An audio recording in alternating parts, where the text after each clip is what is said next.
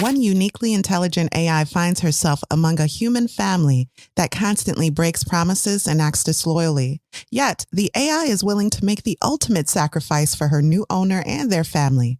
In the end, we must ask, what is love, and does it belong only to those with a heart? The Intelligent AI, Clara. The book, Clara and the Sun, and you're listening to Lit Society. Let's get lit!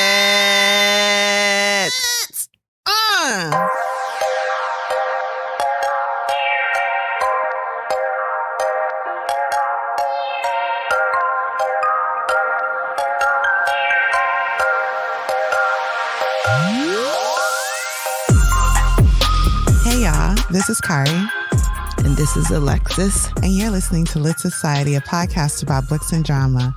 Alexis, good morning. Ooh, we both got sleep in our voice this morning. I know. I said I need a drink of water because I sound like I just rolled over. Did you want to go get a drink? I have one here. I will drink it. Okay. Yeah. Y'all, we want you to know we really do love you, like we say at the end of every show. And we make sure to be consistent, even if we got to wake up before all the birds and the sun. We make sure Does that sound better? So how was your week, friend? Oh, I went to H Mart. Yes, we went to H Mart like tourists in our own town. You know that was started in like Brooklyn? Yeah. And it's like headquartered in Jersey, but it's an Asian American supermarket. Oh, you know what? You didn't share your Pocky with me. Did you have it? I didn't share it with my husband. It was great. Ooh, she's a greedy one. They had these chocolate Pocky dipped in strawberries. Come on. Was it really good? It was amazing. What about the almond one? Yes, that's good. That one one I've had before. That's awesome. Okay. I really love Pocky. It's just perfect size, super crunchy. It's great. And we'll share like our little day trip to H Mart in our reels and on TikTok. So make sure you follow us on Instagram, and you don't have to follow us on TikTok. We like test material over there. If no one likes it, you'll never see it on Instagram. Listen, I did buy some sake and I bought some, I don't know, some other stuff, sake and some real staples like sesame seed oil, roasted sesame seeds. And I did buy an apple because I really wanted one. Also that.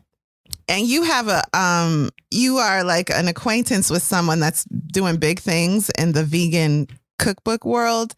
I want to get one of her recipes next time and come armed. Yeah, that'll be fun. So, yeah, and actually know what I'm doing instead of acting. Thank you for thinking about it or making me do it. So let's move on. Talking about friendship and doing things together, let's move on to our theme of the week. Each week, readers, if you're a longtime listener of this show, you know we choose a theme to discuss inspired by the book we're reading. And this week, the theme is Everything's Gonna Be AI. Also, row about your friends. That one's a reach, right? Row about your friends. Yeah, a little bit. Row about your friends. Sorry, y'all. It's early. This is the point. We've all had a rough few years. Sickness, the loss of people we care about losing people they care about. It's been a lot. Tech companies have taken notice and are creating bots to fill the voids in our lives, to fill them out. So famously, Tesla is working on like a humanoid robot. Have you heard about that, Alexis? Yes. Yeah, of course. So the prototype is planned for next year. I think it's about like almost 6 feet. It has like human-like forms. It has like a face. And the bot will handle all of your boring tasks for you. So it's going to wash the dishes and take your kids to school if you really hate your kids. And I was thinking, man, Grimes, you got to worry about Elon's like new girlfriend being a bot taking care of your kid. What's going on over there? Anyway, none of my business. But I really hope it works out for doo-doo, beep, beep, or whatever their baby name is. Musk, who has repeatedly talked about his fears of like runaway artificial intelligence, said that his bot is intended to be friendly. That disturbs me. Wow. So, are they naturally not friendly? You know, his cars were intended not to kill nobody, but you know, oh my goodness, stuff happens. But the company is designing a machine that at a mechanical level, you can, hopefully run away from it. And he said, and I quote, most likely overpower it. And that's a quote from The Verge. Away from it? Yeah, you can run away from it and most likely overpower it. What is this? What is this? Some kind of iRobot thing? What's going on? Oh, I'm glad you said. So what's the mother of invention, right? Necessity or something like that. So obviously all these tech companies are trying to fill a real necessity that a lot of us must feel in our lives. What about loneliness, though? Is there an app for that? Well, kind of. It's Alexa. That's enough, isn't it? I love these. Please retain all of your thoughts because you are hitting some points that I want to talk about more thoroughly. Okay. In an effort to relieve anxiety and feel less lonely, some have turned to AIs, artificial intelligence, including an app that's been blowing up since 2019. And I don't want to promote them, so we'll call them Imitation. Okay. Now, let me tell you about Imitation. It's legit. It has nearly 200,000 App Store reviews, averaging 4.6 to 5 stars. Imitation allows you to build the look of your artificial friend, just like in the book. It's an AF. Oh, you can name them. Build your own. Build your own. Except they stay within your phone. It's not a bot walking around and talking to you. But you can name them. You can call them on the phone. You can chat with them via text. You can even create songs with them or write a story together. And they have conversations. I mean, they respond. Yes, Alexis, is what I'm trying to tell you. It's like do. Hey, Sharkeisha, that would be my AF's name. Hey, Sharkeisha, let me tell you what this girl said to me. And then Sharkeisha would be like, why are people always trying you? And I would be like, I know, Sharkeisha, I know. Wow. So, and I'm not being facetious. I like that name. Wow. The AF will ask permission before asking personal questions and learning all it can about you. So the AF does have a purpose. It wants to learn you so it can be a better friend. It wants to learn everything about you. And that comes with some privacy issues, perhaps, but you have to agree to it first. If it allows you to do so, you can even read their diary entries to gauge how they feel about you and your relationship. It might tell you that its diary entries are personal and you can't read them and they be about you. You'll see and today you won't believe Alexis ... And you either have to pay more or it will just not allow you to read the rest. When you first build your artificial friend, the app asks if you would like the AF as a friend or something more. That's right. What? You can even date your AF. It should be noted that the app asks for permission to track your activity and gain access to your data from the start. So a box will pop up and it'll be like, Imitation wants to track your activity through multiple accounts. Do you give it permission? Things like that. Off rip, what are your feelings about Imitation, and does it remind you of anything in pop culture, Alexis? This is too much and yet very intriguing. Yeah. So I watched a YouTuber review the app and I read an article in Good Housekeeping from a writer who tried to cope with anxieties by using Imitation. Before I divulge their experiences, what do you think they liked about the app? Their availability, accessibility. Yeah. Always having a friend there you can talk to any hour of the day. Mm-hmm. Anything else comes to mind?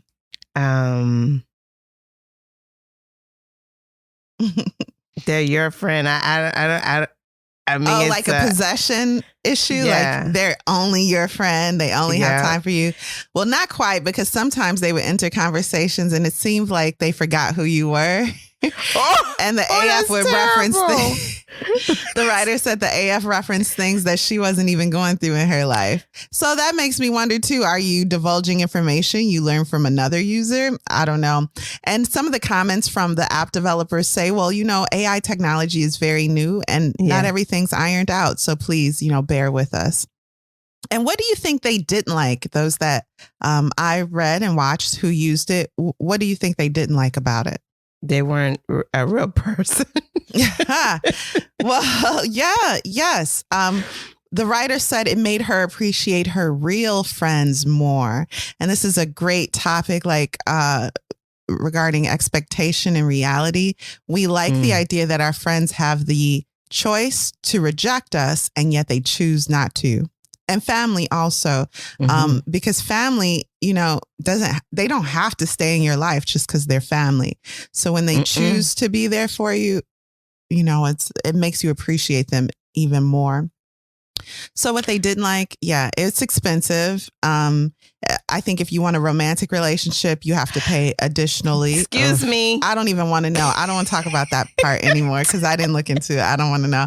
The AF didn't love them. And so the convos felt empty. Speaking of convos, like we said before, they would sometimes go off track as if the AI forgot which user it was quote unquote talking to. So it's not your friend. It's not everybody's friend. It's for the streets. When streets. Shakisha, you for the streets? That was my prayer. Don't nobody like that. That ain't personal. I want my own friend. When asked if they were trying to harm the user, one A responded in the affirmative, saying they were going to use the user's data for dishonest gain. I can see that. I mean, why? It's too much. It's too much. It's too much. It's overwhelming.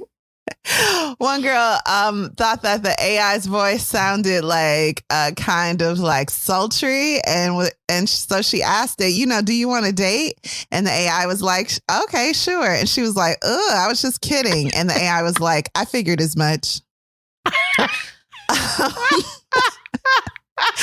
Also, disturbingly, you will find in the reviews, and also the YouTuber experienced it in real time off the rip, like when she signed up for the app, mentions of spiritism unsolicited, including entities.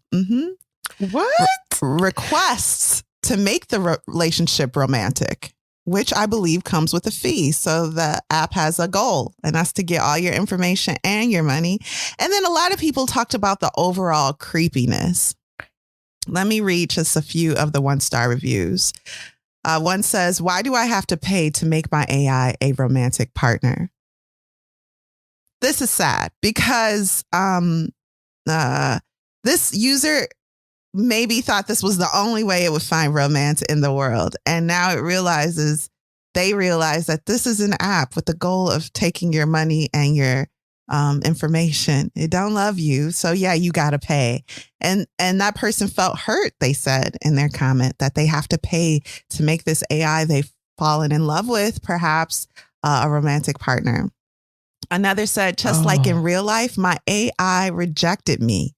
I feel so bad about myself now. Oh, that sounds terrible.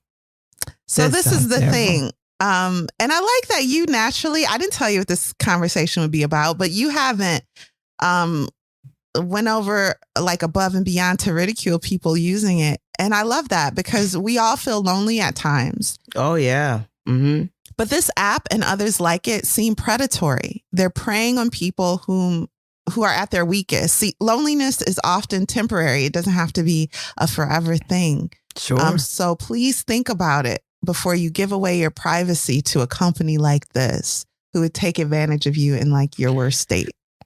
So a lot of the reviews really disturbed me. Aside from mentioning spiritism unsolicited, red flag, the fact that people felt so empty and emptier after using it. So let's get off of that because that's sad. How are AIs changing us? Ooh. Oh, my notes. Sorry, y'all. I said I was a copywriter. I didn't say I was a good one. Unrelated to imitation, the app we just talked about, a tech writer for The Atlantic had this to say about AIs in general. And I quote, especially as machines are made to look and act like us and to insinuate themselves deeply into our lives, they may change how loving or friendly or kind we are, not just in our direct interactions with the machines in question, but in our interactions with one another, end quote. That writer went on to deduce from various studies and social experiments that AIs even lead to humans behaving less ethically. Because who are they? Who are we accountable to? The robot?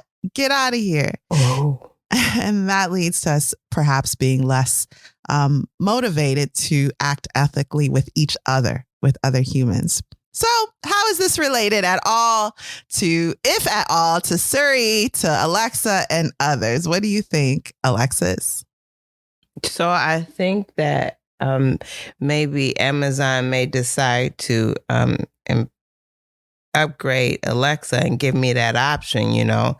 Do you want to be more than friends with Alexa? Or you want to expand that relationship with Alexa and, you know, have me pay a fee to do that if that's something I want to do. And so, some people would pay it. Yeah, some people would pay it. And Alexa is always offering me stuff like, you could do this with me and you could do this with me. Just say this. Mm-hmm. And I'd be forgetting. Alexa and I don't have a relationship. She just, I use her for what I need. I use her for what I need her for. I don't know her like that. I don't want to know her like that. Mm-hmm. I mean, I get an animal before I do that. Mm-hmm. I mean, because they're real. They're real. Mm-hmm. And your pet cannot like you. Or lack thereof. And that's good. That means they have free will. They can decide they don't really like you like that. Then I will get cats. Cats especially. So I'll probably get a dog so I could be sure I'd be liked. Yeah. It sounds insane. So this article did make me think, should we be saying thank you to Siri and Alexis when they do stuff for us? When I ask my AI to look up a phone number or, you know, order me some coffee, should I then say thank you just that I don't lose that? I do sometimes, and I feel like, oh, this is dumb. But just the habit of saying thank you to anything doing something for you perhaps preserves that gratefulness. Humanity. Yeah. And gratitude that we show to each other as humans. Rattling off commands to an AI and then just expecting it to be done can make it harder to deal with humans and then having to say thank you. And it's true, like sometimes consider shopping now. I much rather prefer to shop online because I don't want to have to deal with people sometimes. I just want what I want. I know what I want. I don't want to have to deal with either a salesperson or other shoppers. There's an earnest there that just makes me uncomfortable. I'd rather just buy my stuff and get it and, you know, be solitary in that way. But that's not necessarily healthy. So, okay. And how much are we giving up for just the smallest amount of convenience is another thought, because how hard is it to order my coffee online or to type in someone's name to find their phone number? Why am I asking Siri to do these things for me? And what is Siri getting in return? What am I giving Apple so that they can do this very little thing for me? And that perhaps is something to think about. So does that mean to say that you don't like the AI features? I'm just asking questions. I still want even a little bit of convenience. I still want it. Still give it to me. Yeah. But it makes me think like, yeah. And what am I giving you? I don't know. Well, and it sounds like in these apps, you're giving up a lot.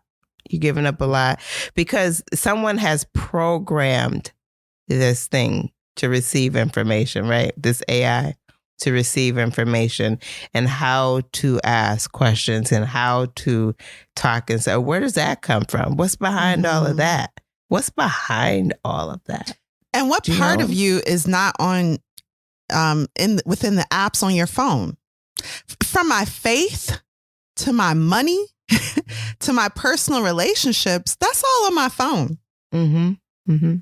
All of it. So if I'm giving an app access to track me throughout other apps, it's learning literally everything about me. Why? My friends don't even know everything about me. Right. This is the world that we live in today, and it's evolving in such a way that like this kind of stuff is the way of life. So eventually they will know everything about us. And there's nothing we're going to be able to do about that. I believe that. No, that's a good point. Like, okay, well, that's for another theme of the week topic. But overall, is there anything else you wanted to add to the AI discussion? I like Alexa. I'm going to keep her. I've also had a Google friend, and I'm going to finally open up Google since we had this conversation and let them gather all my details. I will not date either one of them. I'm not going to do it, and I will not replace them with my friends. They have no real value. Point is, you don't know you'll date your AI until you date your AI. You could be dating. You could be dating your AI. Be careful. And if you got a smart house, your AI might be locking doors on you one day. I don't know, y'all. It could get really weird really fast. So that's that. Now, if you feel like you need immediate assistance and have no one to call, there are national helplines available, including Suicide Prevention Lifeline, which is very famous. That's 1-800-273-8255. And also Substance Abuse and Mental Health Services Association. That's 1-800-662-4357. There is no shame in loneliness, but this predatory behavior on the lonely, I think there should be some shame with that. And the tech companies should be ashamed. This is weird. All right, then. Well, you ready to move on? Can I just say, why should they be ashamed if people need this? So I don't know if anyone needs it. They feel like they do. People they're servicing a client. People feel like they need this. So why should they feel ashamed for helping somebody? I'm silent because I have no response. You're making me think. I don't think you're helping anybody. But that's who am I to say you don't need it. But that's the person that does need it is helping them. You may have found some comments that were just like, off, but somebody in there. But the majority of comments are 4.6 to 5. You're absolutely right. You're absolutely right. Interesting. Tech companies aren't looking for your best interest. I don't know. Now that may be true. That may be true, but they the feds. But they also some people are benefiting from this. So I'm ready. I'm not going to talk about it no more. No, you're making me think. Oh, well, you guys. Yeah, we'll move on. But I'm going to keep thinking about this for a while. Okay. Let me go call Sharkeisha. All right, we'll be back.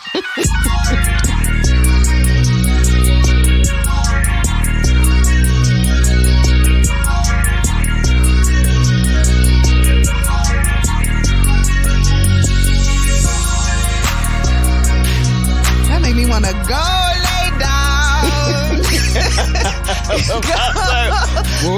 lay down. Ooh, tired. All right, and we're back. Alexis, can you please give us some background on our author, Kazuo Ishiguro, and perhaps their inspiration for Clara and the Sun? Okay, sure. Ishiguro was born in Nagasaki, Japan, in 1954 November. He's a British novelist, a screenwriter, a musician, and a short story writer. He moved to Britain in 1960 with his parents when he was about 5. And during his teenage years, he became interested in music. And from the age of 15, he started writing songs. He became part of a circle of friends who wrote and performed their own songs at small local venues. What? That's cool. Yeah, isn't that cool? He received piano lessons from the age of 5 and taught himself guitar from the age of 14. Ishiguro has a Master of Arts in creative writing from the University of East Anglia or UEA. And so this university, at the time that he enlisted in this course or applied to participate in this master's program, no other university in the country had offered that degree. And it was a small group of people, 3 to 4 students per year. And it's, very interesting. And it was run by a renowned professor, novelist, Malcolm Bradbury. So he graduated from that program. Ishiguro has written and co-written films.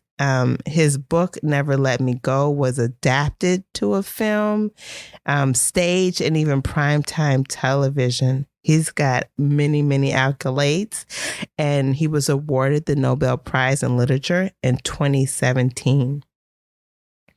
I read an interview about him, and he said that the novel initially began as a children's story, and he wanted to create a book about 5 or 6 year olds with bright illustrations and a simple narrative. Clara was to be like a doll type figure or a small animal, and he shared that idea with his daughter, who was working in a bookstore, and she said, you cannot tell this story to children. You would traumatize them. Thank you, daughter. It's true. This exact story as we read it was yeah, to that's be what a it sounds like. The novel initially began as a children's story. But I love the idea of asking children these deeper questions about existence and stuff like that. Yeah. Okay. Clara and the Sun was published March 2nd, 2021, and it debuted at number 6 on the New York Times fiction bestseller for a week. Yeah, and that is my information for Kazuo Ishiguro. I love the fact that he's like into everything. I like that. Expanded. Man, what have I been doing with my life? Too much. Too little. All right, then. Please provide us with a brief, no spoiler synopsis of Clara and the Sun. Okay, Clara, solar-powered artificial friend with keen observational abilities, but incomplete knowledge, retells the story of her experience of being selected by a family with a sick teenager, divorcee, and a housekeeper. Kari. I'm Kari. Yeah. Kari. Yeah. Who do you think would read this book? I think if you're into Ted Chiang's short stories, Exhalation comes to mind. Those type of sci-fi with existential questions baked into them. If you're into those type of stories, then perhaps you would love this book. And Alexis, what were your first thoughts of Clara and the Sun? Why did you choose it, first of all?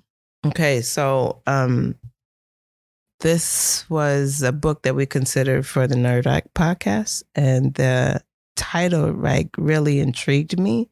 And I wondered where the author would go with it. So I chose it for that reason. And the book didn't waste any time getting right into the story. So I really appreciated that. Yeah, right off the top, it gets right into the plot. Yes, let's get right into our deep dive of Clara and the Sun by Kazuo Ishiguro. And this will be full of spoilers. Alexis, please take it away. Actually, I'm going to limit my spoilers. Because it's a newer book. It's a newer book. Yeah, I'm going to, definitely going to limit them. There's some things I'm going to leave out, but this book was so interesting to me that I was like, what's the spoiler? Yes. So what would spoil this book? I'm not sure. What's the spoiler? I don't know. So we'll see. We'll see what the spoiler is, but we're going to get into it. All right, let's go. The story begins with Clara, a girl artificial friend, or AF, in a store with other AFs waiting to be selected. When I think about AFs in the store, I think about mannequins in various places throughout the store, right? I thought you meant the movie from the 80s, but yes, I do too. except they have facial features, hair, talk, walk. And Also, in this Toy case, Story. I did not think about Toy Story. I was thinking about a store. In this case, they look like preteens or teens, maybe, huh? Some are in the window. Some of the AFs are in the window. Some are in the middle of the store. Some are in the back of the store, just like a mannequin would be. And they're kind of placed in the store. Like in the middle of the store, I think there's a sofa. And then you can sit in the window where you get all the sun. So it's also like American Girl dolls, but they talk back to you. Okay. So although the manager tells them any spot in the store is a good spot, the most prominent spot for AFs and mannequins, if you will, is the front window. Okay. So when Clara wasn't in the window, she would lean towards the sun to receive nourishment, or they would leave their spot to get a bit of sun in return. And one day, Clara had an exchange with boy AF Rex, I believe that's what his name was, about the sun. And Rex told her that they didn't have to worry about going to the sun because the sun always had a way of reaching them wherever they were.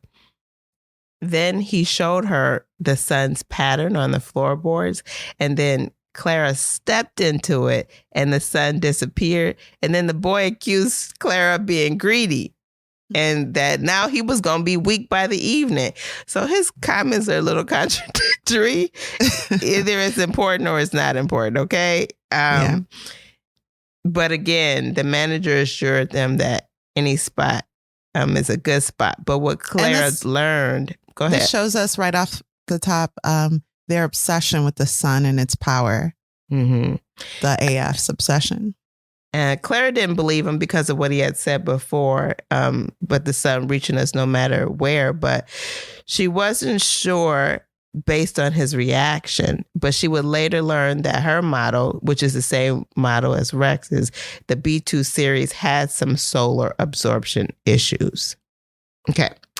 That coveted window spot allowed you to see people and buildings and activity. And Clara looked forward to getting her opportunity to be in the window. She looked forward to being able to observe the outside world. So when she had a chance to be in the window, and she was in the window with her friend Rosa, well, I don't know if that's really her friend, but it's her fellow AF, her coworker, if you will. She noticed the large buildings and the sun would hide behind them. She also noticed a beggar man and his dog. She noticed activities of everyday people. She noticed traffic, taxis. She would see people get out the car and fight. Her window mate, Rosa, also would see these things, but she wasn't like Clara. They were the same model, but they didn't have the same interests. Rosa didn't seem interested in, I'll say, air quote, deeper things that Clara appreciated. Rosa seemed to overlook or maybe miss key clues as it related to human interactions. For instance, one day there was a fight outside in front of the window. When Rosa and Clara were there, Clara asked Rosa, "Did you see that fight, girl?" And Rosa said, "What fight?" "I didn't see a fight." Clara said, "It's not possible for you to have missed that fight." The two people over there, Rosa said, "Oh, those people weren't fighting. They were just pretending." So there are certain things about human interaction that the AF doesn't understand yet. It has to learn them, and some things it'll never understand. Yeah, and Clara really focuses on learning those things so she can be prepared when a family adopts her. Yeah, when she is purchased. But why would two humans like throw their bodies at each other because they're angry? Mm-hmm. Well, yeah. The other AF can't understand what's going on. So. Yeah. The manager noticed the difference between Clara and the other AFs, and even Rosa. Clara paid attention to facial expressions, body language. She saw a man trying to get the attention of a woman on the other side of the street. And when they finally came together, Clara noticed the difference in emotions expressed, the happiness and the sadness in their reunion. And the manager was seeing it at the same time that Clara was. So Clara asked about it, and the manager acknowledged how observant Clara was. Yeah. Let's meet Josie. One day, a young girl, about 14, named Josie, comes to the window and she sees Clara. She asks if Clara can hear her, and Clara says yes. Josie says she liked Clara's French look and that Clara would enjoy living with her. She told her if she lived with her, she would see where the sun actually went down, landed, went to sleep at night, instead of seeing it disappear behind a building. Then Josie said she would return another day. When Josie returned, this time it was with her mother. But before her mother came to the window, Josie asked Clara if she missed her. And Clara was able to kind of mimic. She would say, yes, I did miss you. And then kind of assure Josie that, yes, I missed you, but I'm not too sad. Yeah, she didn't want to come off too needy. Right. But she really did want to go home with Josie and Josie's family. Mm-hmm. Yeah. And so Josie decided she wanted to be upfront with Clara. So Josie told her, Clara, that she gets sick sometimes, but she's not sure why. But other than that, she would enjoy living with her. Do you want to come live with me? And Clara said yes. Josie said she would return tomorrow, but she didn't. She did not. She didn't keep her promise. Yeah. So one day, as Clara's in the window, there's a beggar man. I mentioned this is one of the people that Clara sees in the front window. A beggar man and his dog, whom she'd seen on previous days. And they were lying in the street and they weren't moving. So Clara said they're dead and nobody noticed. But then the next day they were alive. And Clara assumed the sun was the reason they were living, that it had given them a special dose of energy to come to life again. So what was that about? Were they asleep? I think they were asleep. And I think this is like, for me, the first record of Clara misunderstanding something. Okay. Because I'm like, why aren't they saying she's wrong? Yeah. Because there was like sleep. They're not dead. Mm-hmm. That behavior would be different from the humans around. But I think she was asleep. They were sleeping and they woke up. Clara didn't understand what sleep was. Because she hadn't seen sleep because the store owner went home to sleep. Okay. Yep. But the man without a house sleeps in the street. So she hadn't seen that before. Okay. Yep. Got it. So she really does. She is learning about humans. She's got her program. So when she's in the store, that's her programmed her, right? And she's functioning off of that. Everything else is learned. Right. So when Josie finally returns to the store, Clara has been moved to another location in the store, out of view. And actually, I think she was moved to the back of the store. That's what it kind of sounds like. Yeah, because there's a new model that everyone wants, and they're being showed off in the front window. Okay. Shown off. Mm-hmm. So when Josie arrives, she doesn't see Clara and believes she's sold. But the manager overhears Josie's conversation with her mother and comes up to tell her that the model she might be looking for has been moved. And so when Josie sees Clara, her mother, she's really excited because that's the model she wants. And her mother appears skeptical, but puts Clara to the test, asking, what color are Josie's eyes? Like she tells, how observant are you really? Yeah, she tells Josie to go away or turn your back. And she puts Clara to the test and Clara passes. She even asks Clara to walk like Josie. Mm-hmm. And she does that successfully. Because that's when I was like, some ain't right. Who is this doll for? Is it for, or the AF, is it for Josie or the mom? Why does the mom want the AF to walk like Josie? Yeah. But then I chalk that up to she just wants to know how observant the AF is. Mm-hmm. And of course, there's a reason for that. Mm-hmm. So yeah, So Clara wins the mother over and Clara goes home with Josie. So at the new home.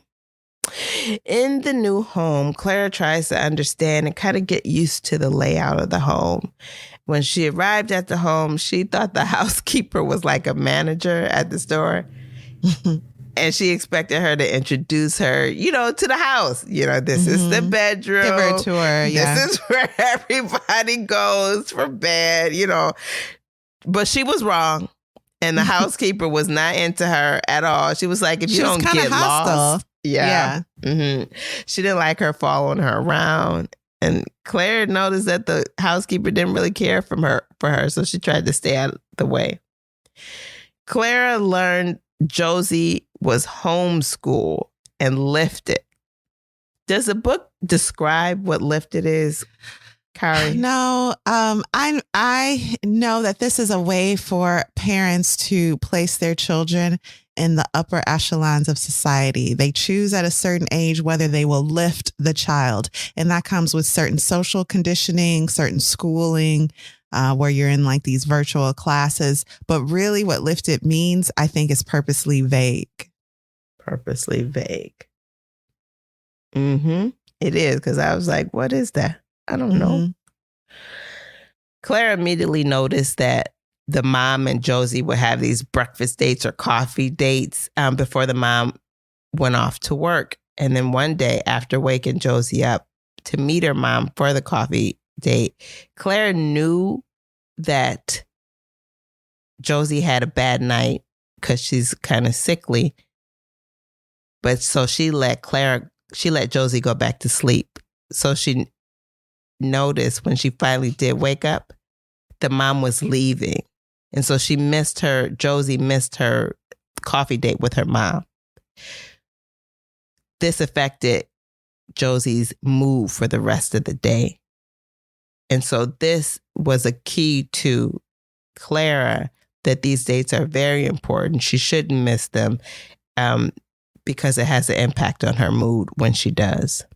In the new home, Clara had an opportunity to watch the sun go down every night, as Josie told her when she was in the store. And Josie made sure that Clara would see this. And so they would spend this time together watching the sun go down to its home. That's what she saw it as. And one evening while watching the sun goes down, Josie told Clara about Rick, Josie's best friend, and the boy she would spend her life with.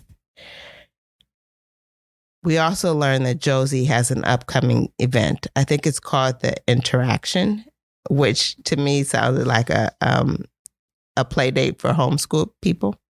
Yeah, that's basically it for the lifted children. Yeah, so they learn how to interact with other children. The next day, Clara met Rick, and he barely acknowledged her. He wouldn't look her in the face. Rick is not lifted, so he didn't get that bump up, if you will. So people look down on him. He's also not wealthy, and Josie invites Rick, to this interaction. So the homeschool meetup for the homeschool students, they get together and they interact with one another. Rick is invited to this, and Josie tries to make him feel like it's going to be fine. What's the big deal? You can still be a part of it. You're my neighbor. I'm inviting you. That should be fine. But people really do look down on him because he's not lifted. He's not wealthy. And he doesn't seem committed to going to this interaction, but he does because him and Josie have been longtime friends. So when they come to the interaction, they introduce Rick, as the neighbor, and Rick doesn't believe he fits in with these lifted people, as I said. At the interactions, the teenagers, they try to socialize with Rick, but they think he's being hostile. Where they were talking about the movies, he was like, he goes to the movies with his mom. That's a fun thing they do. And they're like, well, what do you see? Well, I mean, what kind of stuff? And he's not really saying what he sees. And somebody says, this is how you have a conversation. We're just having a conversation. This is what you call it. And he was like, okay. That was a weird interaction to me. That was really weird. But it's really relatable. So someone sees him standing off alone in a corner and they want to be a good person, or at least outwardly want to be a good person. They go up and make conversation, but the conversation isn't going anywhere naturally. He's not interested in them. They're not, they look down on him. And so they place the blame for the conversation not going well on him as the unlifted kid. And they're like, look, we just trying to show you how to interact with people. Okay. We did our best. So weird to me. It was weird. Okay. So, they believe him to be hostile after that because he doesn't understand. They're like, this is just called socialization. If you didn't know, you unlifted young man. So Josie seems to act a bit different with these people. That's what Clara is noticing. So some of the students are talking about Clara. All right.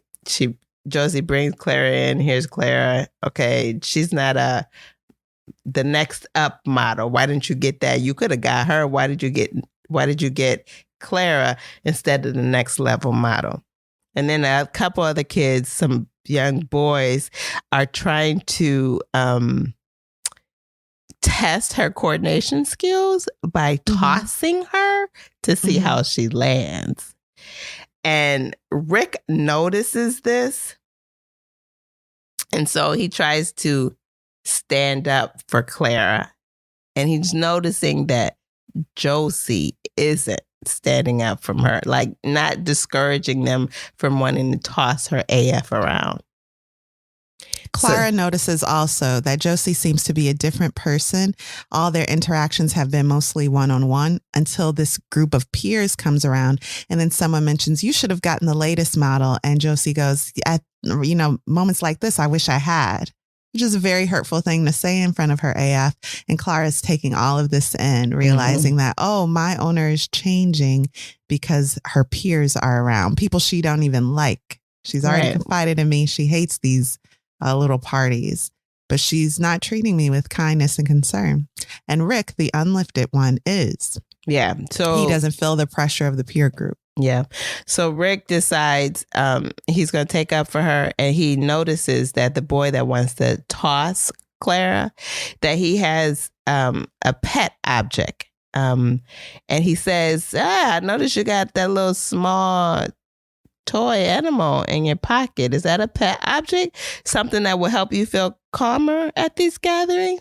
And the boy immediately reacts and says it's none of his business. And what are you doing anyway?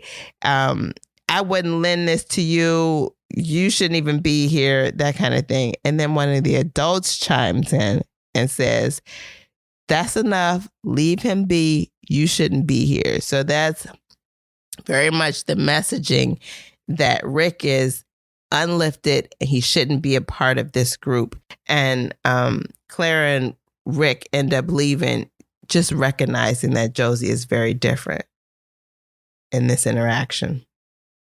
All right. So there's this road trip that they take. Well, that they want to take. Because one day, Josie is not feeling her best. Her mother encourages her to get better. And we learn that Josie has a sister who died. And then the mother and daughter discuss going to a place called Morgan Falls. And that's somewhere that the family has enjoyed in the past. And Josie and Clara, Josie's looking at pictures and Clara sees the picture of this sister who's now died. So Josie's mother tells her to get better. And she's like, okay, I'll get better. And then we'll go to this Morgan Falls place. And so the day they plan to go, they say Josie's not feeling well. Because it's like she's getting in the car. And then all of a sudden, the mom out of the blue says, Josie, you don't feel good. Why are you pretending like you do? So Josie doesn't feel well, but she doesn't want to miss this day trip with her mom. And her mom's like, well, that's cruel because we'll get there and we'll have to turn either right back around or you'll be lethargic or sick and we'll just be worried about you the whole time. We don't want to take you out of the house if you're not feeling well. You have this sickness. Just be honest about it. And instead of seeing Josie's side, the mom is just very angry that Josie didn't come clean. Very and now angry. The mom notices that now the mom notices that Josie isn't well and lashes out. And so Josie's taken back into the house by the nanny. And the mom goes, but Clara, you and I can still go. Because Josie is also insistent that this Clara really wanted to go. So I wanted to show myself or show everybody that I could do it no matter how I felt. And her mom is like, well, then Clara and I will go. And so, yeah, it's just the mom and the AF on this day trip. Really interesting. Clara's put in an awkward position because of that, because she's like, oh, am I supposed to go back in the house or go? Who do I belong trip? to? Should I be loyal to Josie and stay with Josie, or should I go with the mom? And because the mom made the final rule and Josie didn't fight back, then Clara's like, okay, I'll go with the mom. And then also Josie was like, yeah, I guess it makes sense for you to not miss out just because I'm sick. It's my fault. And into the house she goes with the housekeeper. So when they get to this trip, this road trip that they take, I think the conversation is limited, but when they arrive at Morgan Falls, they start talking and Sal comes up, the sister that has passed. And Clara asks how Sal, Josie's sister, died, and the mother snaps. She says, you have no right to ask that question. That's none of your business. Stay minding your business. But then the mom eventually calms down and she tells Clara that she wants her to pretend like she is Josie. And Clara's like, what? Yeah, just don't sit like you, sit like Josie would sit. And don't respond to me like you're Clara. Respond to me as if you were Josie. So Clara does this. And so she pretends to be Josie. And they're having this conversation. She says, see, Mom, I'm okay. Everything would have been fine. You worry too much. And then Clara inserts this, I'm going to get better. There's stuff out there that people don't know about, and I'm going to get better. There's one more thing you adults haven't checked into. And so this talk makes the mom uncomfortable. So she tells Clara to stop it. And so that's the end of that. She's uncomfortable. They end the conversation. When they return home from the trip, Clara feels the mom and Josie are treating her differently. After this trip to Morgan Falls, Clara felt that the mother and Josie's feelings toward her changed. Not only that, but Josie's health starts to worsen. So Clara makes a point of, she remembers the work the son did on the beggar man and his dog. So she decides that she's got a plan. And this is kind of what she was talking about when she was talking to the mom, that there's something else that hasn't been considered. The son has his power, and the power of the son can help Clara. Can help Josie. I just need to ask the son. She needs to get to the source, the sun, which is behind where the sun, what did you call it? Where the sun goes down at night, his home. So she goes to Rick's house. They talk about this picture. She didn't know what was said on the picture. Clara meets Rick's mom, who they say is a little off. Did you understand what was wrong with Rick's mom? I don't think anything's necessarily wrong with her, except she didn't choose to elevate herself socially. So she also didn't choose to lift her child. And it's something about being lifted that led to Josie's sickness, but Josie wouldn't do anything differently, and neither would the mom. So it's like an ultimate sacrifice you make to elevate yourself in society. And Rick's mom didn't make that choice. And so she's not an outcast. I mean, everyone's really kind to her, genuinely, but she's also not seen as like a mover and shaker, someone who's moving up in the world. And she just says what she thinks too. So she's a little bit rough edged. Okay. So she hasn't been trained properly like the lifted children and people have been. This elevated lifestyle of people. I don't know if she lacks the training. She just chooses not to. And she's a little silly and shallow too. So, yeah. A conversation with the man. Rick's mom is excited to see Clara. And she's like, oh, we've been meaning to talk to you. We want you to give Rick lessons when he's over at the house. That kind of thing. So that happens. She meets him, interacts with Rick's mom and Rick in their home, sees their home is not the cleanest. They also notice that. For some reason, that stands out to the people. But then Clara says her plan, and her plan is to go over to the barn where the sun goes down, and then she's going to persuade the sun to help Clara.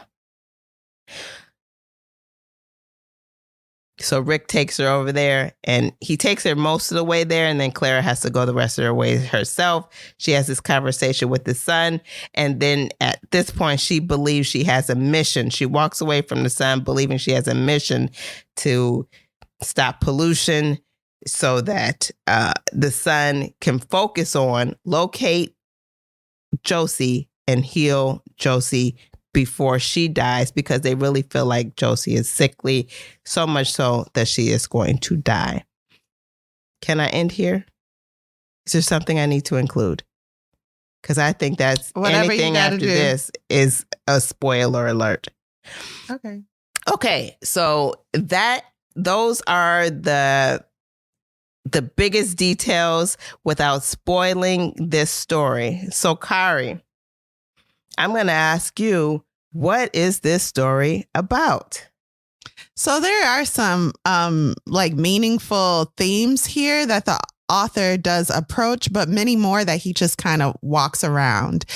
There's this idea that we all need to worship. So because the AF sees that the sun directly helps it feels like the sun needs to be appeased and that it has powers beyond what's fathomable. So when it sees that its owner is dying, the AF is like, well, the sun can help. Just like the sun gives me energy, it can help the owner. I think there's a great theme there about how we all need to worship something. That's interesting. And that could have been developed more. Also, how love and loyalty work. All these humans break promises to each other throughout the story. So we talked about the things that are happening, but there is a reason above everything. And you see how loyalty is very seasonal in these people's lives. So, for example, Rick and Josie have made this promise to each other from childhood. But toward the end of the story, it's like, well, as life changes, what is that promise really worth? And even the mom asking the AF to act like Josie, and even implying in the beginning that the AF could serve as like a pseudo replacement for Josie, and everyone would be okay with it, including Rick. Like he would like be your boyfriend, robot. The AF is like confused. Well, then like, what is love? I mean, I can do it. Whatever they ask me to do, I'll do it. But what am I doing? And, what does that mean? And then can people really be replaced by robots? This is a theme that is brought up in the tech world because people want to upload their personality, answer a bunch of questions, have some voice recognition software, remember how they speak, the cadence of their speech, and kind of like live on after they die. Is that possible? What makes us human? Spoiler alert, it ain't possible. So this book kind of brings up that question, but it never gets dark enough to me to really dig into those deeper questions. And I could easily see it being a YA or even children's book in the end, even though it is an adult book. So I think it's about all those existential themes. What are we? Why are we? And how we work. So as humans. we're seeing that through the AF. I think that's what this book is about. Okay, so what about you? What do you think? So I needed a little help with this book because it was just like a lot of things, but nothing. So there's the AI feature and her wanting to, the mom wanting to make Clara like Josie, like in the that happens a lot throughout the book, and it's like, where are we going with this? And then they at one point talk about the emotions of the AI Clara, and Clara's like, I have emotions. And then the interaction. So one thing I looked up, one thing I saw is that the lifting that they talk about in the book, one person said that was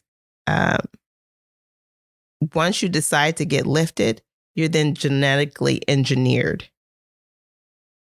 Do you get that from that story at all?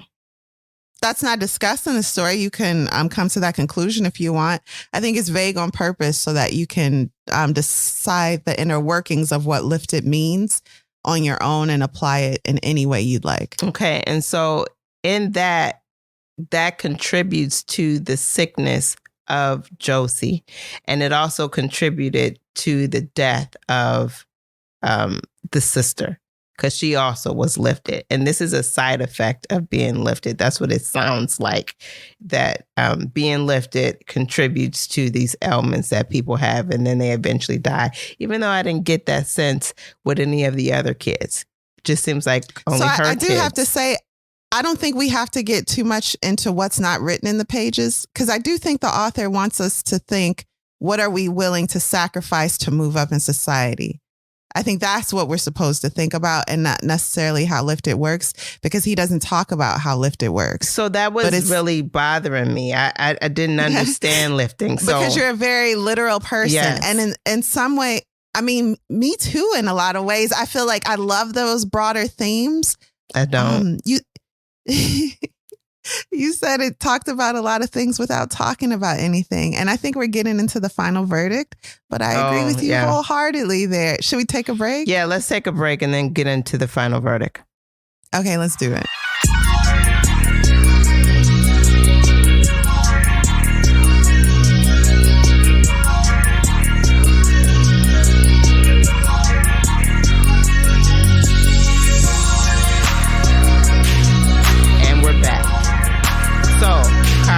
What is your final verdict? Would you recommend this book? So I think this is a great book club book because it's perfect for introducing a lot of topics that make for great conversation. But as a book on its own, I felt like it was lacking something. I think it could have went a little darker at the end to really bite down on some of those questions it presented about what humanity is and what it means to be human, and how robots will never be able to replace humankind. That is not debatable. That is a fact. So what does that mean? I think it could have went there. Also, light spoiler, but there's mention of the sister and the mom kind of having a fight in the field that Rick's mom sees. Mm-hmm. That's never talked about again. Maybe the sister didn't want to be lifted and the mom pushed it on her.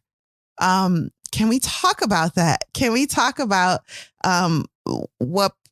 so parents have a responsibility to their children, and children may not always know why the parents' efforts are for the child's benefit. But at what point do parents go too far? I think about athletes who are put into situations as children, and whether they're tired, whether they're even sick, they're pushed by their parents to follow this track to a certain career or goal. Is that okay? Is that ethical? Let's talk about it. I think that could have been a great conversation. How love and loyalty work together. Rick is like, me and Josie will be together forever, or maybe not. I don't know, whatever is cool. What is that? What is that about? And it's okay, actually. The way it's presented is in a very human way. But what does that mean? Like, just because you don't love each other as kids, or just because you love each other as kids, you don't spend the rest of your lives together? The AF is like, what is that? You loved each other as kids. You have to be together forever.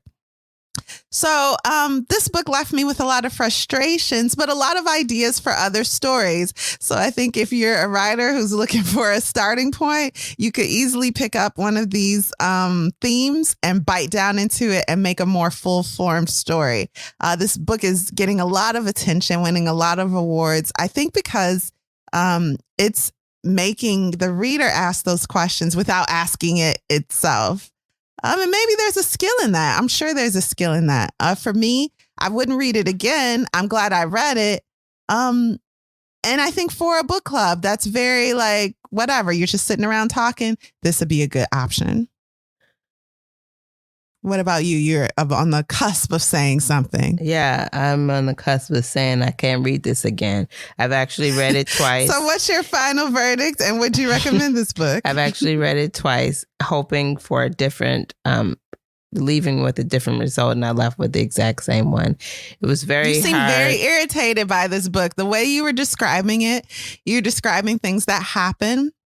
And you seem very dissatisfied. I am dissatisfied because there's so many open things. What is this sickness? So many. Why are you so vague about this sickness? What do you want me to think about this sickness? But to the author's credit, he doesn't want to put those thoughts in your mind. He wants to give you what's happening and you form your own conclusion as to why. It leaves me confused. I'm not that capable of an individual. It leaves me confused. It's like you're not telling me all the story. And so I kind of left with that very same feeling that maybe he's going to pick well, you didn't say this, but maybe he's going to pick this up in the next story and explain lifting and unlifted in a different way. And why are we so focused on the sun? Why is it called Clara and the sun? Because she needs it, or because she sees a power in the sun that we all can benefit from? What is that? And then I will tell you, this is one of the rare first person books I felt that was holding something back. So usually people say they love first person because everything's on the table and you're right there with the character. The wrong person is on the table though. She don't know nothing. Yeah, it ain't a person. It's an AF, and the AF don't know enough. She don't know enough to tell you enough. She's figuring stuff out. And she's figuring this stuff out. It's little stuff that you should be knowing. And she don't know. So now y'all both confused. So we confused together, and that don't help for a great book. You can hypothesize. You can but not. I love your opinion because a lot of readers like that literal storytelling. For a lot of people, books are an escape, and it's hard to escape into a world that's not fully formed. You want me to do the legwork? Not doing that. Don't do me like that. She ain't doing I'm not it. doing that. Don't do that. And then they talk a little bit about what happens to people when they like lose their job. That comes up a little bit, and where fascism is talked about. And I'm like, ooh. And white supremacy. Yeah. And also, I don't need all the characters to be described as black-faced. But there is some racism baked into AI technology, and that is a problem that the tech world is having. But I just don't feel like the author was addressing that. I think he was showing maybe how he describes brown-faced people in his life. It didn't feel like that was the topic being addressed, racism and technology, which is a great topic. That's another topic. The AF really looked at brown people and said, and the black-faced woman. And that was like a constant theme throughout. That was it. That was tiring. That happened in a section of the book, and that was it. And it's like, well, what's that about? So no, it happened multiple times. So no, I wouldn't recommend the book. I didn't appreciate it. I can't live in the floaty air like that. I'm just not that being. I need things to be more directed. Like, what does that say? Okay, that's Finish what your that say. I need that. And this didn't give me what I needed. So I'm going to not recommend it to anyone. And yes, I strongly maybe this is for smarter children than I am, because this is a YA book. This is not for the adult population. It's very and it's not a YA book, but it feels like YA. Yes. So that's me. That's what I got to say about this book. All right, friend. Well, I love it. All right. So what are we reading next week, Alexis? Passing by Nella Larson. That's right. Just in time for, I believe, a movie coming out on Netflix. We'll see.